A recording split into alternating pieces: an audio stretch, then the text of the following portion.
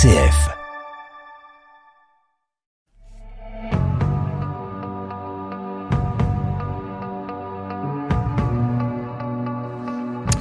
J'ai connu Victor le nettoyeur, j'ai aimé Franck le transporteur, j'ai même croisé un liquidateur, mais je n'ai jamais rencontré de convoyeur. Alors, si le nettoyeur nettoie, si le transporteur transporte et le liquidateur liquide, eh bien, on peut penser que le convoyeur convoie. C'est-à-dire qu'il transporte sous forme d'un convoi en file indienne à la queue leu-leu des produits d'un point A à un point B. Évidemment, vous ferez la différence avec le convoiteur qui, lui, désire avec avidité. Notre invité du jour avait, lui, le désir de reprendre une entreprise, de se lancer dans l'entrepreneuriat pour être son propre patron. Il a peut-être convoité quelques cibles, mais son dévolu s'est jeté sur une société spécialisée dans les convoyeurs. Nous recevons Jérôme Gallard, dirigeant d'Optimise. Mordu d'entreprendre, le magazine des entreprises de l'Anjou avec Thibaut Becher.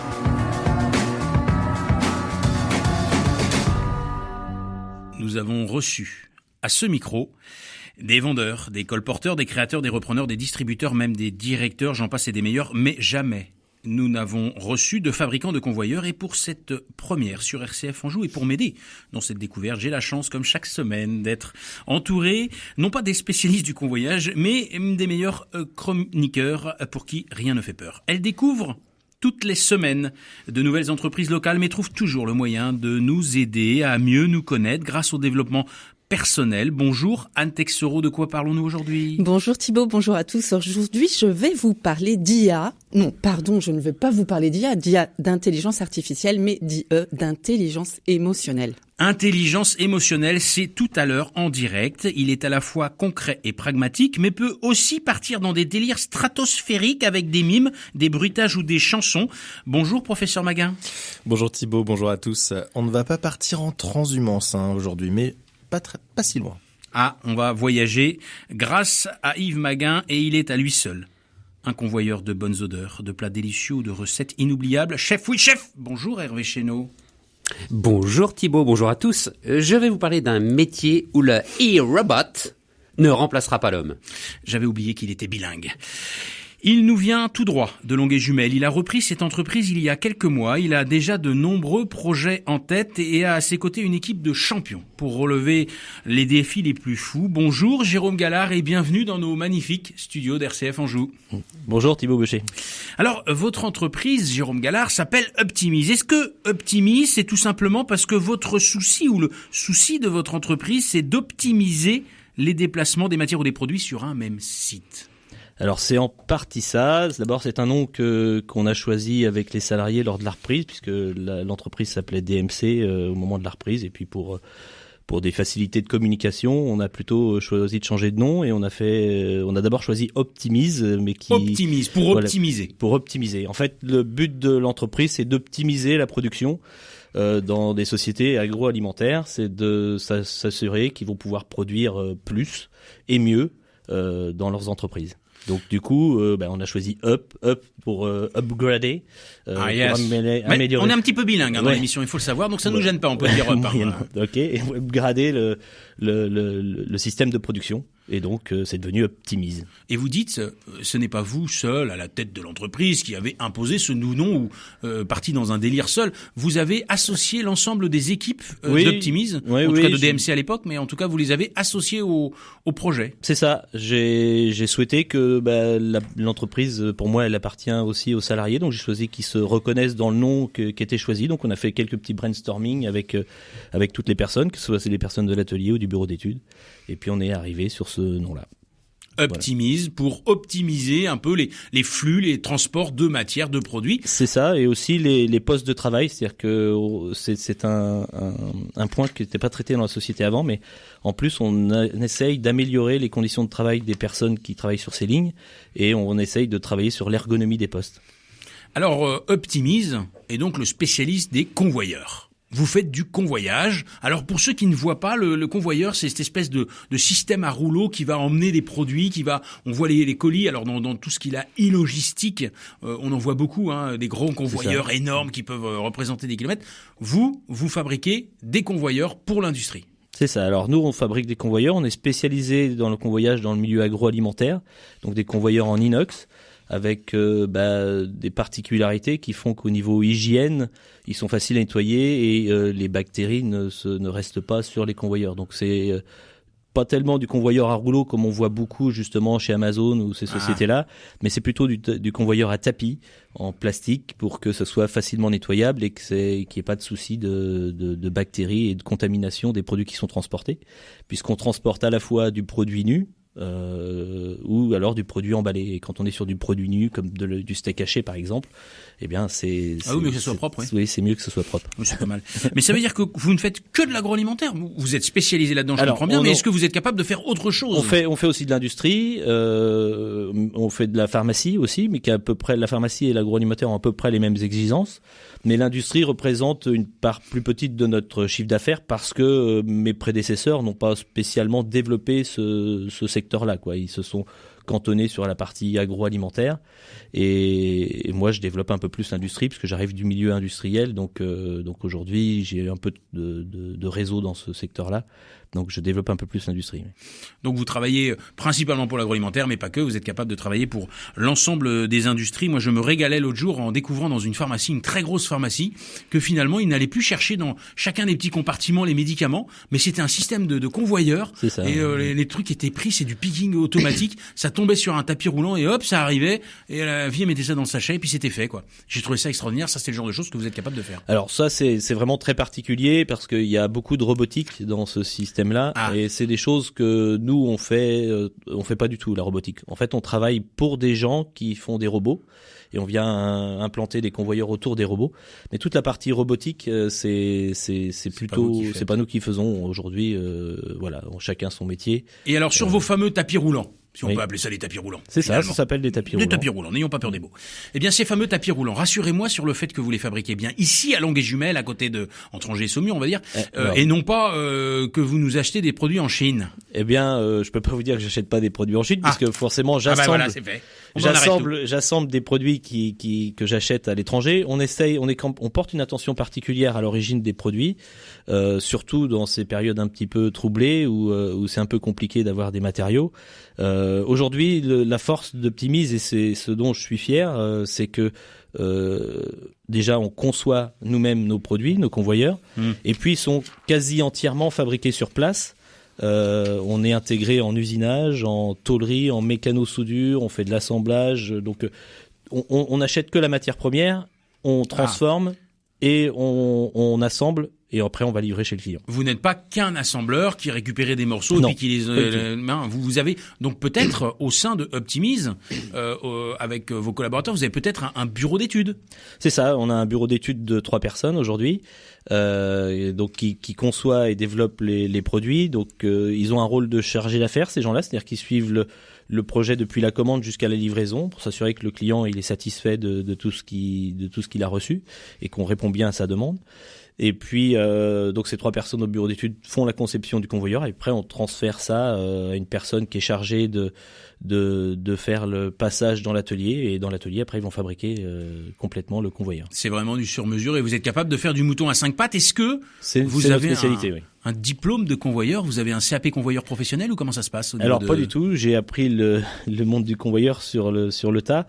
Moi je suis j'ai fait mes études à la baronnerie, ça s'appelait la baronnerie, maintenant ça s'appelle Saint-Aubin-la-Salle. Donc la baronnerie très connue. Très connue, donc j'ai fait toutes mes études là et puis donc je suis dans la métallurgie moi. Donc tout ce qui est tournage, fraisage, mécano-soudure, tout ça c'est mon métier de base. Ouais. Donc je l'ai beaucoup j'ai beaucoup travaillé dans la région à Chemillé et j'ai fini avant de reprendre cette entreprise-là aux Fonderies d'Anjou à La Pouèze où j'ai tenu l'entreprise pendant 14 ans avec un associé et puis j'ai voulu voler de mes propres ailes un peu tout seul et du coup j'ai racheté ces sociétés Optimise. Mais je suis issu de la métallurgie et sur un convoyeur 85-90% c'est de la métallurgie quoi. Il y en a un peu, oui. Donc vous n'êtes pas perdu et vous êtes dans votre élément. Est-ce que vous souhaitiez depuis toujours être vous-même votre propre patron et chef d'entreprise comme je le disais en introduction, ou est-ce que c'est venu sur le tas et ça vous a donné envie petit à petit ou...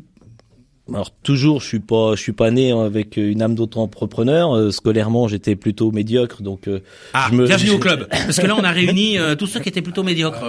Non, pas du tout. Anne Texero dit non de la tête. Elle, c'était une championne évidemment. Mais les autres se reconnaîtront, hein, David. Et donc, c'est en passant dans des formations justement très techniques où là, je me suis découvert un peu de cette passion pour la métallurgie. Ouais. Et là, oui, j'ai commencé à penser que je pouvais apporter plus de choses, et notamment à la baronnerie où j'ai eu des cours d'organisation industrielle où là je me suis vraiment éclaté. Je me suis dit c'est gérer une entreprise, c'est sympa. Et donc ça vous plaît? Ça me plaisait. Ouais. Et quand on a envie de racheter une entreprise, comment on s'y prend? Est-ce que c'est compliqué de trouver une entreprise à racheter? Il y a peut-être des personnes qui nous écoutent et qui se disent tiens, moi je me lancerais bien aussi dans l'entrepreneuriat et pourquoi pas reprendre une entreprise. Est-ce que c'est quelque chose de compliqué? Est-ce que vous-même vous avez rencontré plein d'entreprises avant de tomber sur cette pépite Optimize, qui s'appelle Optimize? Alors on m'a beaucoup dit que c'était compliqué. Mon cas, je pense qu'il est pas tout à fait représentatif de ce qui se passe, parce que pour moi ça a été très simple. C'est une reprise qui s'est faite en 9 mois alors qu'on m'annonçait 18 mois, quoi. Donc ça a été très 18 vite. mois, c'est à peu près le temps moyen qu'on prend pour reprendre une entreprise. Entre le moment où on commence à chercher et le moment où on signe, c'est à peu près 18 mois. Et moi, oui, ça s'est fait très rapidement. Je suis tombé d'abord du premier coup. C'est la première entreprise que j'ai trouvée. J'en suis tombé amoureux dès que je suis rentré dedans. Vous êtes peut-être pas difficile, en fait, vous. C'est ça, peut-être. Mais en fait, je cherchais vraiment un atelier où il y avait de la métallurgie. On faisait un petit peu de tout. Enfin, c'était et une petite entreprise, et je suis tombé dessus tout de suite du premier coup, et sur des cédants qui avaient envie de céder, ça s'est bien passé. Donc ça s'est bien passé, le courant est bien passé, et puis rapidement on a signé le compromis. Puis avec une équipe de combien de personnes? Alors quand j'ai repris, il y avait une équipe de 7 personnes. Ouais. Voilà, et aujourd'hui il y a 2 personnes supplémentaires. D'accord. Dans le peut-être qu'ils nous écoutent, on les salue. J'espère, j'aurais dit, donc ils ont mis la radio dans l'atelier. À fond, la radio à fond, bien sûr, et tout à l'heure on aura une petite chanson, ils pourront même danser dans l'atelier, bien sûr. C'est possible. Ah d'accord, bravo à toutes les équipes d'Optimize qui nous écoutent aussi en direct. Elles s'appliquent chaque semaine à nous partager quelques outils ou clés de compréhension pour mieux se connaître ou mieux se comprendre. C'est la chronique de notre coach personnel, Anne Texero.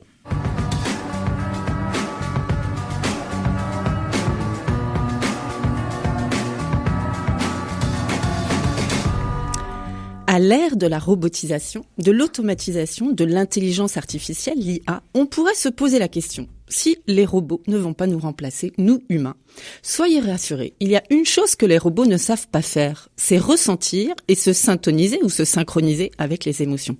Ah, voilà une bonne nouvelle. Oui, les robots, les automates, l'IA ne pourront jamais nous remplacer sur la corde sensible et vibrante de nos émotions. Alléluia. Et si on faisait maintenant un zoom sur nos émotions? Mais non, messieurs, pas une réunion à distance sur Zoom, juste un focus sur les émotions, sur nos émotions, en parlant de l'IE, l'intelligence émotionnelle. Mais qu'est-ce que l'IE? Ce concept a été largement développé par le psychologue Daniel Goleman.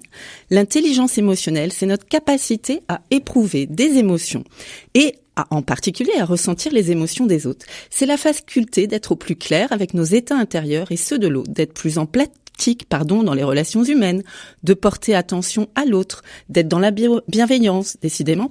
Je dirais même, c'est une forme d'amour inconditionnel pour soi et pour l'autre. C'est aussi l'aptitude à verbaliser son ressenti, à dire je suis en colère, je suis triste, je suis inquiet, je suis déçu, je suis touché, au lieu d'être dans un mode réaction agressif ou encore de ne rien sentir et de somatiser nos mots en mots M-A-U-X. L'intelligence émotionnelle est directement reliée au cœur, à notre capacité de vibrer et de résonner pour l'autre et d'être en relation intime. Je pourrais dire pour le comprendre pleinement, en profondeur dans toutes ses dimensions. L'intelligence émotionnelle passe par la compréhension des émotions qui naissent en nous. Derrière chacune, il y a comme un code secret, un message qui n'est pas toujours conscient et qu'il est nécessaire de décoder. Aussi, j'ai envie de vous donner quelques clés du code secret de nos émotions. Prenons la peur. C'est d'actualité, ça, la peur. Son message est « Ma vie, mon intégrité, mon équilibre sont menacés ». La question à se poser est « Quel est le danger? Est-il réel? Quelle est ma marge de manœuvre pour être en sécurité ?» Si je n'écoute pas ce message, alors je peux sombrer dans l'angoisse, la panique, voire la terreur. Prenons un deuxième exemple. La colère, ça reste toujours d'actualité. Son message est « Quelque chose ou quelqu'un envahit mon espace physique ou psychique. Cela me met en colère car je ne me sens pas respectée. » La question à se poser est: que me dit cette colère? Comment puis-je me protéger? Si je n'identifie pas cette colère, alors celle-ci va s'amplifier et se transformer en explosion de violence, voire en agressivité. Je vous propose un troisième exemple. La tristesse, c'est toujours d'actualité. Que me dit-elle, cette tristesse? Quelque chose en moi est triste, me plombe, fait baisser mon énergie de vie. La question clé est: qu'est-ce qui pourrait remonter ma vitalité? Qu'est-ce qui me mettrait en joie maintenant? Ah, je vois que vous commencez à avoir quelques réponses. Bienvenue sur le chemin de la connexion à vos émotions. Et pour vous, monsieur Jérôme Gallard, comment vous optimisez votre vitalité? C'est une bonne question. La drogue. Non, je blague évidemment. Attendez, on peut rigoler quand même. Déjà, je prends énormément de plaisir à faire ce que je fais aujourd'hui. Donc effectivement, les émotions, c'est assez important parce que pour bien gérer une entreprise, il faut être à l'aise avec ses émotions. Ça passe des fois par des hauts, des bas, des difficultés, des facilités. Donc moi, j'arrive à peu près bien à gérer la chose parce que je m'éclate dans ce que je fais, quoi. Voilà. Mais justement, quelle serait votre plus grande joie quand vous avez repris Optimise? Vous avez probablement découvert un petit peu au fil du temps l'entreprise, au fil des mois, parce que c'est pas très vieux non plus. Est-ce que quelle a été votre plus grande joie? Quelle a été votre plus grande satisfaction, bonheur, joie? Ça a été de trouver sur place une équipe qui soit à l'écoute et qui accepte le changement, parce que c'est compliqué dans une petite entreprise de 8 personnes. Oui. De changer de directeur un peu du jour au lendemain, une annonce qui se fait un petit peu au dernier moment, on découvre le truc, on a à peine le temps de l'adapter qu'on a déjà un nouveau dirigeant, donc j'ai eu une équipe qui m'a suivi tout de suite, qui m'a fait confiance tout de suite, alors que je leur donnais pas forcément des garanties que tout allait se passer comme avant. Mais bon, ils m'ont suivi et avec le sourire, la banane, et aujourd'hui on est parti. On a continué l'activité de l'entreprise directement. Sur des bonnes rails, sur des bons rouleaux, sur un bon convoyeur. Finalement, vous êtes sur la bonne direction. Bravo à vous et à toutes les équipes d'Optimise. Anne Texereau le disait tout à l'heure. Et ça m'a donné une question. Est-ce qu'on pourrait pas penser quand même, Jérôme Gallard, que quand vous fabriquez des convoyeurs, d'une certaine façon, vous supprimez des emplois parce que vous êtes en train d'optimiser certainement de la productivité de bon nombre d'entreprises. Mais la réalité, c'est qu'avant, il y avait des personnes qui prenaient des cartons et puis qui allaient marcher 40 mètres pour aller les apporter 40 mètres plus loin. Eh bien, finalement, est-ce qu'on ne détruit pas des emplois ? Eh bien non, on détruit pas des emplois. Aujourd'hui, on essaye de favoriser l'emploi du salarié pour éviter les troubles musculo-squelettiques, toutes les choses un petit peu pénibles quand on fait du travail répétitif.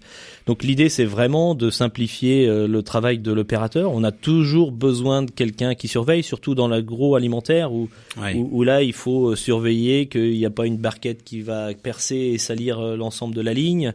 Donc il y a toujours besoin de quelqu'un pour surveiller ça. Par contre, il faut imaginer des systèmes pour que le travail soit un petit peu plus simple. Je vais prendre un exemple un peu facile. Là, j'ai un convoyeur en ce moment à faire et à la sortie du convoyeur, il y a des barquettes qui sont à 70 degrés qu'il faut mettre dans des cartons.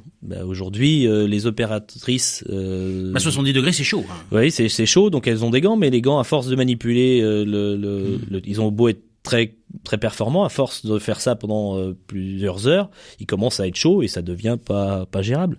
Donc l'idée, c'est de dire, on fait un système qui va faire en sorte qu'elle n'ait pas besoin de toucher le pot, si possible un petit peu automatisé. Et puis, elle doit être là pour vérifier que tout se passe bien, qu'il n'y a pas un pot qui va se mettre de travers, éventuellement recaler la chose. Mais on a enlevé tout le travail pénible. J'ai bien compris que chez Optimise, vous n'étiez pas fabricant de robots. Pour autant, vous travaillez avec des personnes qui font des robots. Votre souci à vous, vous avez dit, c'est non seulement de transporter un produit d'un endroit A à un endroit B, mais c'est aussi de faciliter sur des postes de travail le job de l'opérateur et pour éviter qu'il se fatigue. Mais ça veut dire que vous allez bien au-delà du convoyage. C'est-à-dire que vous êtes capable de faire autre chose que des convoyeurs. Vous améliorez les conditions de travail d'une certaine façon de n'importe quel manutentionnaire ou de n'importe quel opérateur. C'est ça, on améliore. Alors on fait pas d'automatisme, mais on fait un petit peu de... C'est la machine spéciale, on fait pas de robotisme, mais on fait un peu d'automatisme. Alors on va pas la machine spéciale, oui, c'est forcément forcément un peu de machine spéciale, mais derrière machine spéciale, on imagine des choses un peu énormes, dingues, qui font des trucs. Mais il y a des petites machines spéciales, et nous on est dans la petite machine spéciale, oui. On va faciliter, oui, le travail de l'opérateur. C'est ça notre job. Donc on travaille avec un ergonome extérieur pour faire en sorte qu'on trouve des solutions qui soient adaptées à la personne et à ses problèmes qu'elle peut avoir, elle, particulier, quoi. Et on sait combien c'est important aujourd'hui de préserver les conditions de travail, parce que c'est pas toujours simple d'être à la chaîne, de répéter toujours le même mouvement, et donc des produits... Il faut essayer de limiter ça, d'ailleurs. Voilà. Justement, c'est une chose qu'on essaye de travailler quand on conçoit une ligne, c'est d'essayer d'éviter que la personne, elle se trouve à la chaîne. Il faut qu'elle imagine que on suit la personne, c'est pas la machine qui impose la cadence à la personne, c'est la personne qui fait sa cadence et la machine qui s'adapte à elle. Voilà, tout en maintenant un minimum évidemment. Mais quel est le plus gros convoyeur que vous auriez fabriqué? Est-ce que vous avez souvenir d'un convoyeur que vous auriez un truc de malade qui est sorti de chez Optimise? Des trucs de malade, il y en a un petit peu tout le temps en fait, parce que chaque convoyeur c'est un petit mouton à 5 pattes. Mais ça veut dire que c'est sur combien de mètres un convoyeur? Ça peut varier. On est en train d'en concevoir aujourd'hui un qui fait 600 mm de long, donc à peine 1 mètre, donc c'est un tout petit machin. Ouais. Mais on en a livré l'année dernière une ligne complète de plusieurs convoyeurs qui faisait plus de 50 mètres. Ça peut monter jusqu'à plus de 50 mètres. Et c'est vrai, quand on parle de ligne de production dans l'agroalimentaire, c'est très souvent impressionnant. J'ai eu la chance de visiter bon nombre d'entreprises dans l'agroalimentaire, et je pense à la fameuse usine de biscottes de chez Pasquier à Brissac-Quincé, donc qui est pas très loin d'ici. C'est impressionnant les convoyeurs qu'il y a. Il y en a de plusieurs mètres en fait. Mais il faut imaginer, quand on va dans un supermarché, tout ce qui est dans les rayons, c'est passé sur des centaines de mètres de convoyeurs. C'est à chaque fois. Ouais. Donc il y a encore un bel avenir pour la société Optimise. Reprendre une entreprise, c'est pas toujours une mince affaire, mais plus une aventure palpitante qui nous réservera bien des surprises. Il faudra souvent prendre de la hauteur, prendre ce temps de réflexion, voire de discernement, et vous pourrez le faire en musique, comme nous allons le faire dès à présent. On se retrouve juste après cette courte pause musicale.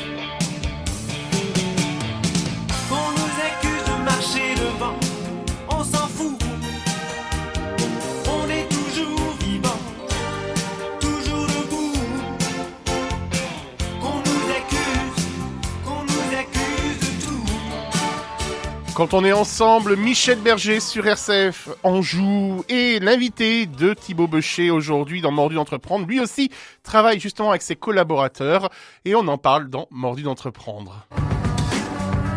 Mordu d'entreprendre, le magazine des entreprises de l'Anjou avec Thibaut Becher sur RCF Anjou.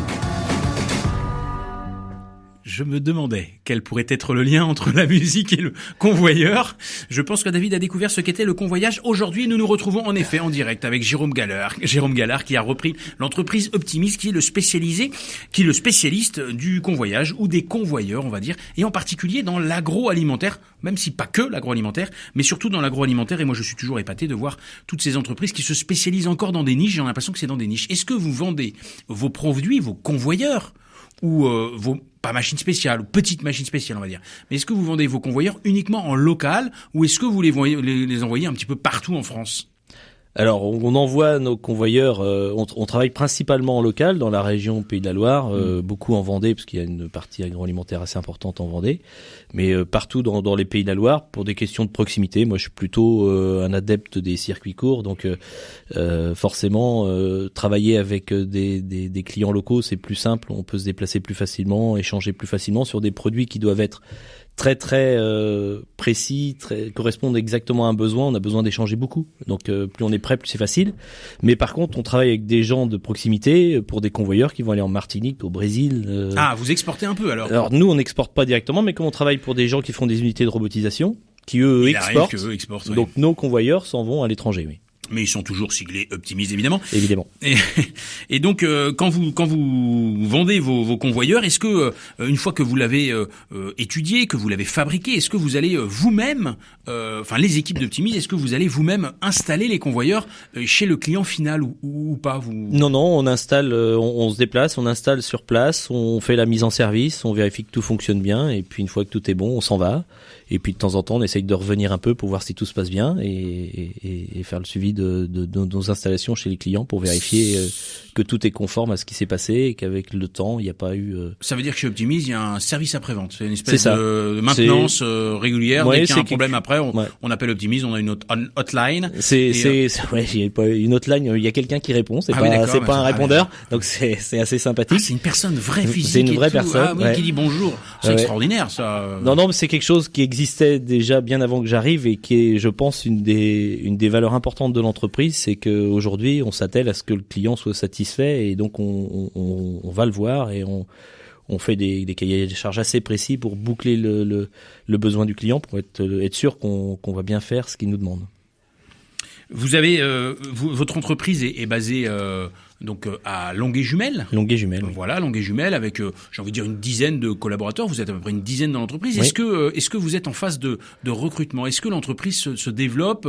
On voit bien qu'il y a un marché. On voit que l'agroalimentaire, évidemment, c'est quelque chose qui tourne bien même en période de pandémie. Donc, est-ce que vous êtes en plein développement? Est-ce que vous cherchez à recruter aujourd'hui, Jérôme Gallard? Alors, je vais chercher à recruter cette année puisque un de mes objectifs de l'année, c'est de développer un petit peu commercialement sur le Maine-et-Loire, parce que bizarrement, on est installé dans le Maine-et-Loire, mais on n'est pas dans toutes les entreprises du Maine-et-Loire, donc on cherche vraiment à se développer sur cette partie-là. On est beaucoup dans le 44 et dans le 85, mais voilà, il y a des entreprises du Maine-et-Loire chez qui on n'est pas, donc on va accentuer notre recherche de prospects sur ce secteur-là, et j'espère bien que ça va déboucher et qu'on pourra embaucher une personne de plus au bureau d'études, et une personne de plus au bureau d'études, c'est 2 à 3 personnes de plus dans l'atelier, donc oui, il peut y avoir une belle perspective d'évolution cette année si on arrive commercialement à faire ce qu'on veut.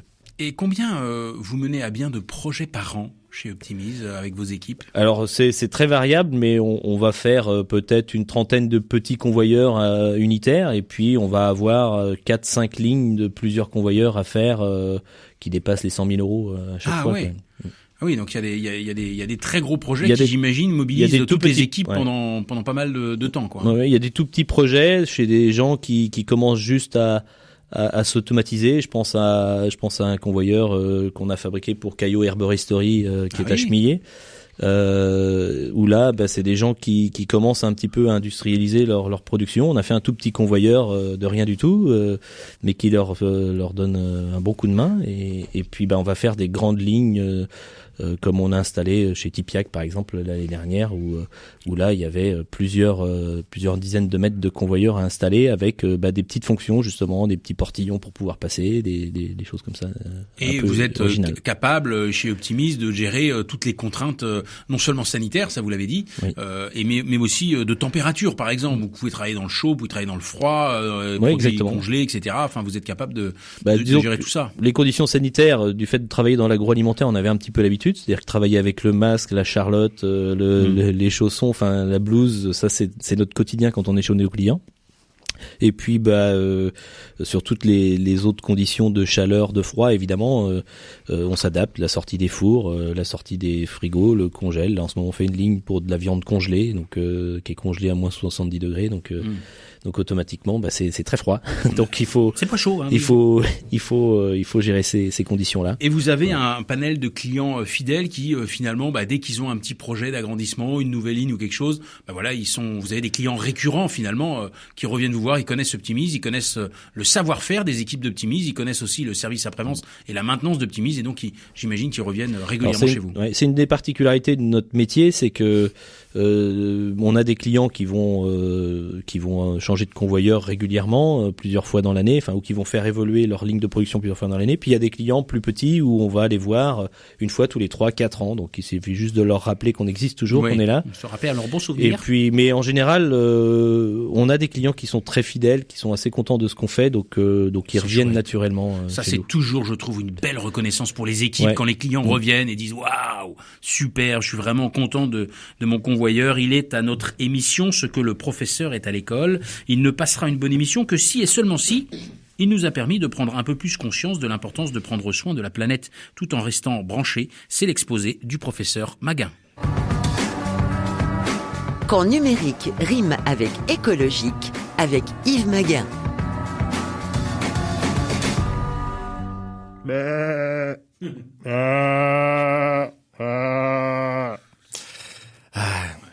Comme un troupeau, faut-il suivre bêtement les autres? Que ce soit en numérique ou en écologie, certainement pas. Je vous pose 2 questions. Est-il nécessaire d'avoir le smartphone dernier cri pour aller sur Internet? Faut-il vraiment bannir les produits ménagers du commerce au profit du vinaigre blanc et du bicarbonate de soude? Eh bien, décryptage par ces 2 petits exemples. Au niveau numérique d'abord. Alors que tout le monde souhaite effectivement s'acheter le dernier smartphone à la mode ultra performant et hautement technologique, eh bien, la NASA a décidé d'envoyer sur Mars son robot Perseverance avec un processeur vieux de 1998.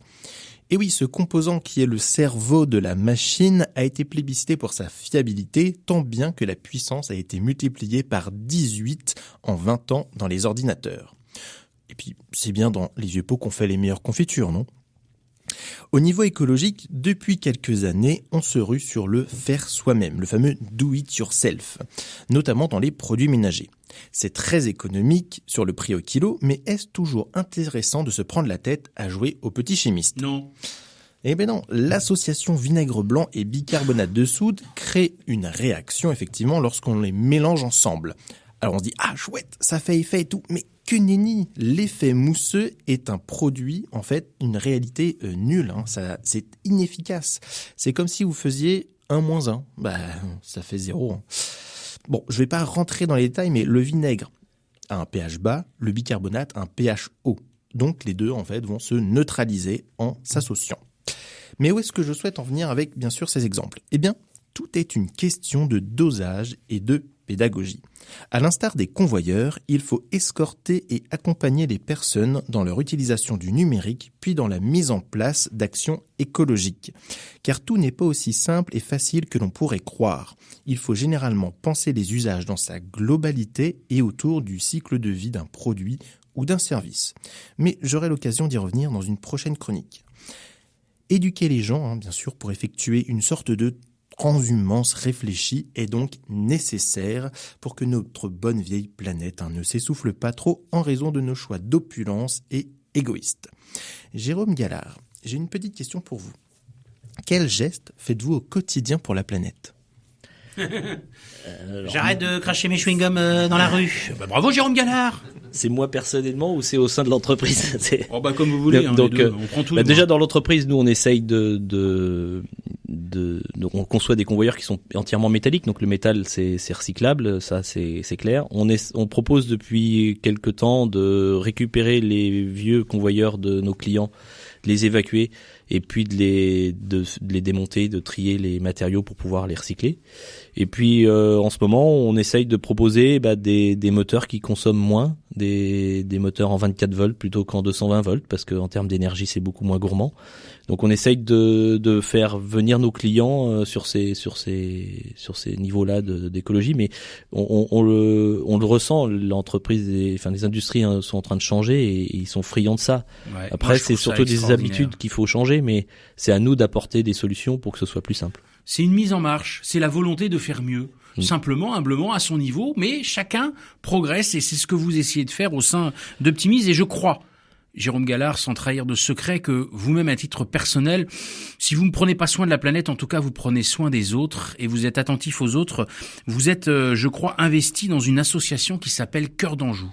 Est-ce que vous pourriez juste nous en dire quelques mots? Parce que ça m'a quand même intrigué. Je me suis dit, mais qu'est-ce qu'un gars qui fabrique des convoyeurs va foutre dans une association Cœur d'Anjou? Et qu'est-ce que c'est que cette association? Alors, Cœur d'Anjou, c'est une association d'entrepreneurs angevins et le but, c'est de récolter des fonds pour une association différente à chaque fois. Donc, c'est une association qui est assez récente puisqu'on a fait notre première soirée caritative en 2019 et on a fait ça pour une association qui s'appelle Plan International qui s'occupe de l'éducation des jeunes filles dans des pays étrangers. Et donc on a récolté, je ne saurais plus dire le chiffre, notre présidente va me tuer, mais on a récolté pas mal d'argent. 450 millions tout simplement. Non, peut-être pas quand même. Peut-être un peu moins que ça, mais on avait fait on a récupéré pas mal d'argent et vous faites des dîners de gala, un peu des dîners de charité, des choses comme ça. On fait des choses un peu. On présente l'association pendant ces événements-là. Vous présentez un peu l'association, l'objectif. On présente l'association pour laquelle on va faire. On a fait la soirée à qui on va reverser les fonds, puis on représente aussi l'association Cœur d'Anjou. Et la prochaine fois, on va travailler pour la lutte contre le cancer. On va faire une soirée dans laquelle il y aura un intervenant qui va venir nous expliquer pendant 3/4 d'heure, 1 heure, comment avance la recherche, ce qu'ils attendent, de quoi ils ont besoin, et puis on leur reversera les fonds à la fin de la soirée. Mais à l'heure où tout le monde est débordé, alors là un peu moins en ce moment parce que là il y a moins de soirées on va dire, mais d'une façon générale on est quand même hyper sollicité pour aider les uns les autres, etc. Vous arrivez vous à Cœur d'Anjou à mobiliser des entrepreneurs dans vos événements Cœur d'Anjou? Oui, on arrive. Il faut faire force de persévérance, etc. Mais oui, les gens répondent plutôt bien. Il faut être un petit noyau dur pour pouvoir bien organiser les choses. Et puis derrière, il y a des gens qui vont suivre, qui vont apporter des choses complémentaires, et ça marche plutôt bien. C'est une belle petite association. Bravo en tout cas pour cet investissement de plusieurs entrepreneurs locaux. Cœur d'Anjou, c'est pour ça que ça s'appelle Cœur d'Anjou et qui vient en aide aux enfants, pas que les enfants, mais non, pas que les enfants. En fait, c'est une association. On fait une action tous les 2 ans et on change d'association pour qui on donne les dons à chaque soirée. Voilà, donc la prochaine fois, c'est le cancer. La prochaine fois, c'est contre le cancer. Eh bien, bravo pour cette association Cœur d'Anjou. Quand il amène, lui, ses plats en salle, c'est un véritable convoi. Quand il est sur les planches, c'est là qu'on voit qu'il est acteur. Et sa maîtresse disait souvent de lui ce qu'on voit tout. C'est la chronique de notre brigadier chef, Hervé Chénaud. La Minute Gourmande avec Hervé Chénaud. Proche de midi, j'espère mettre en appétit l'équipe de Optimise. En restauration en Angleterre, oui, Jaco, vous l'avez reconnu. Manger des pommes. Mais en dehors, un petit génie a inventé un robot qui doit remplacer à terme un serveur de restaurant ou bien la machine remplace l'homme pour la livraison de repas. Il s'agit d'une boîte isotherme montée sur 4 roues, à la différence de l'homme à vélo qui vient vous livrer. Ce convoyeur empruntant les pistes cyclables, bien sûr, cœur de ville pour la proximité. Quand il arrive devant la porte, d'une voix synthétique, « Bonjour Thibaut, votre commande de chez Tonton Freeze. Le code pour ouvrir le même que la date de naissance de Thibaut Bochet. » Et hop, pas de retard, de livraison, un robot toujours à l'heure et toujours de bonne humeur, comme un futur serveur robot chez le restaurateur. Une chose est sûre, Rien ne remplace la main d'un cuisinier, le taillage d'une carotte en bâtonnet, en julienne, en mirepoix. Oui, Anne, qui me regarde interrogative. En mirepoix. En brunoise, en macédoine, à l'aide d'un couteau indispensable appelé éminceur. La dextérité de la main qui ne tremble pas, le geste, la posture, la précision face au poste de travail, un affûtage parfait, comme une lame de rasoir, des dimensions précises qui ne trahissent pas un professionnel lors d'un concours culinaire. Vous l'avez compris, la main de l'homme reste une valeur sûre.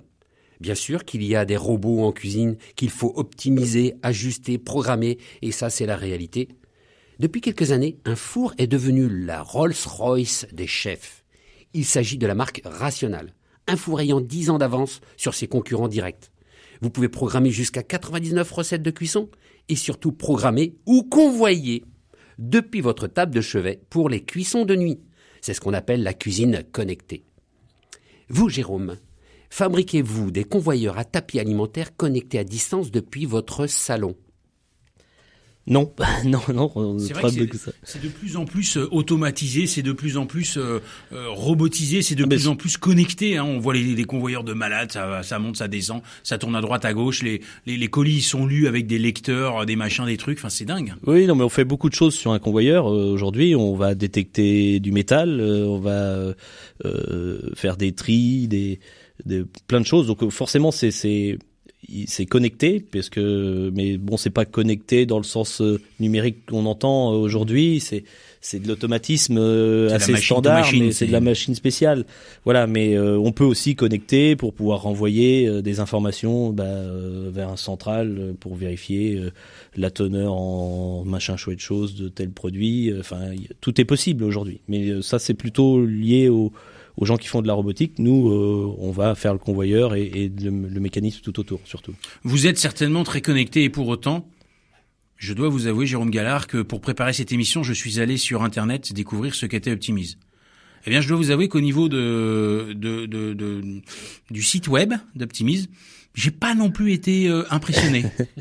Comment vous dire ? Au niveau, autant je pense que vous fabriquez de très beaux convoyeurs, autant au niveau de la communication, il y a peut-être un petit travail à faire, non ? C'est clair.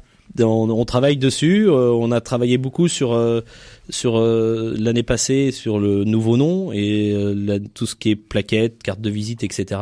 Puisque c'est une grosse partie de mon travail commercial, c'est de distribuer les plaquettes dans les entreprises que je vais visiter pour pas qu'on m'oublie. Mmh. Mais oui, sur cette année, le site internet a besoin d'évoluer, de montrer ce qu'on sait faire et puis à terme, j'espère d'ici 3-4 ans, de pouvoir prendre en ligne les cahiers des charges des clients, voire même pouvoir faire des préconceptions en ligne. Et si vous faisiez un petit film de présentation de la société Optimize, ce qui vous permettrait peut-être de le passer dans votre salle de cinéma, car je crois savoir aussi que vous êtes programmateur dans une salle de cinéma. C'est quoi cette histoire ? Alors, c'est une histoire qui date de très très longtemps, puisque mes parents ont relancé un cinéma local dans le village de Toircé.